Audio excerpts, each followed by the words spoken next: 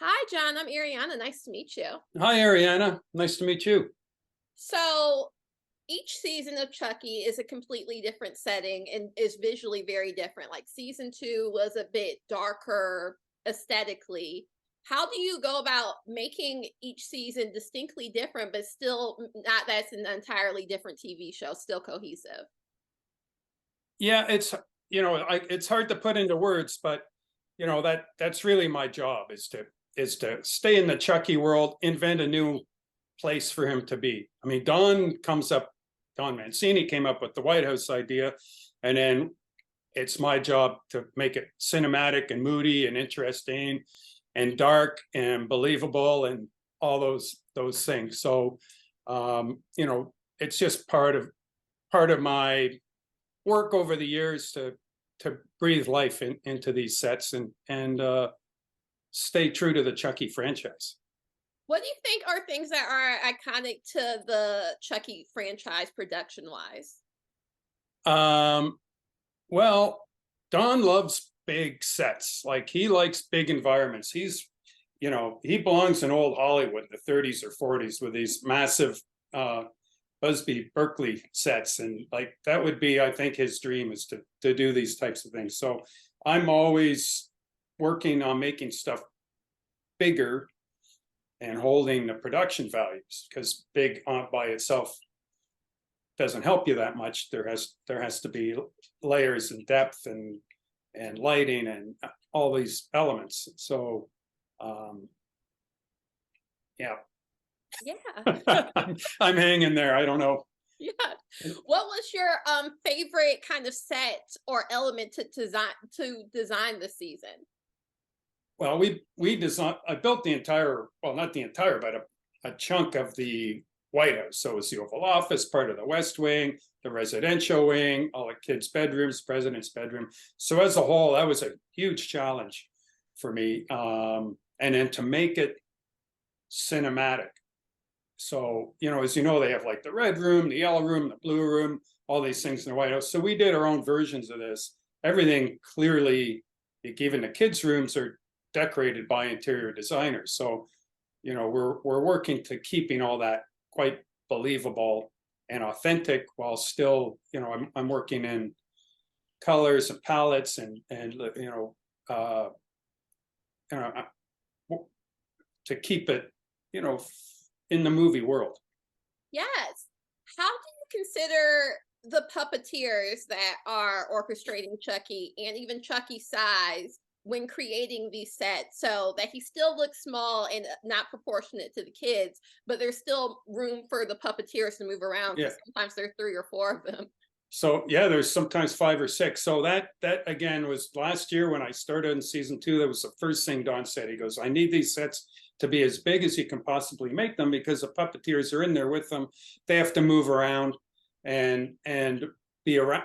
They're right there in the set. So if you have five or six people plus the camera crew and the actors and Chucky.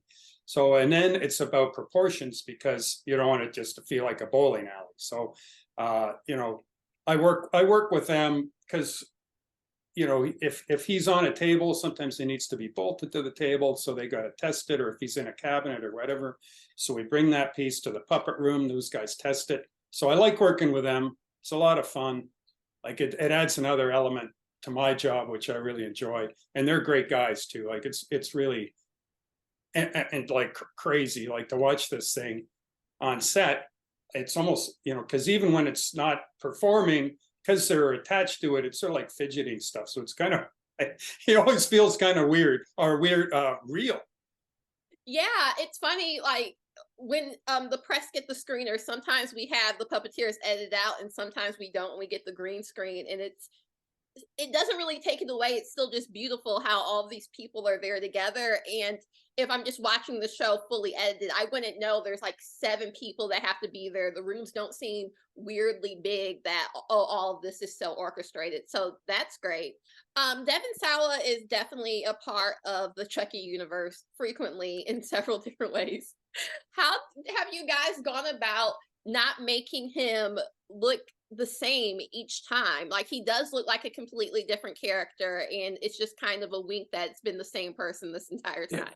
Yeah, again, it's not like that's hair and makeup and wardrobe, so I'm not too involved with any of that stuff, but I'm giving them the backdrop, like the Oval Office. So I work with them, tell them, okay, what is he wearing? What would work? We talk about the color scheme in there, and how was his navy suit, what would look good with his navy suit, what's going to be good background for him.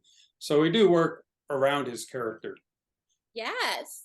So each season has had a big Halloween episode. What kind of goes about creating about that? Because no one is the same. Like no Halloween episode is the same. How do you go about creating that? And what's kind of your favorite part about the Halloween episodes?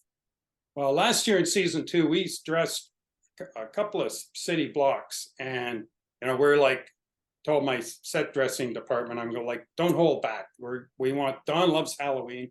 We want as big and over the top as we can get. So we're like 12-foot skeletons on the streets. So this year we're in the White House, and it's the same thing. So like, we're going this big, like this is the White House Halloween party. We're going this big, not to be like crazy scary, because it's still kids involved, but very cinematic and moody and lots of fun stuff.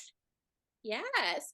What is kind of your roles in like the very gory deaths that happen? Because it also does involve the sets, what Chucky a doll could actually use to kill a person. What is your involvement and how is it like to go about that? Again, I follow the director's lead, so I'm involved with all these meetings. I might throw ideas in or whatever, but a lot of times the script leads the action, right? So we know someone's in a certain room, they get killed with a certain element.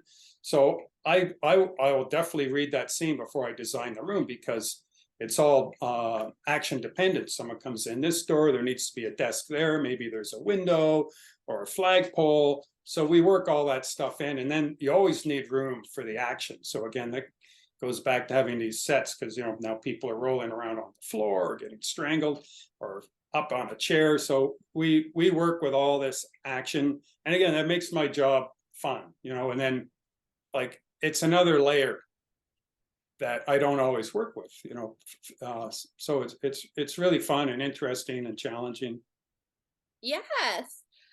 So this season, Jake is back into his art and he has huge art installations. How did you guys go about kind of creating that and make it grounded enough that it would be from the same person, but also that this like 14, 15-year-old made this?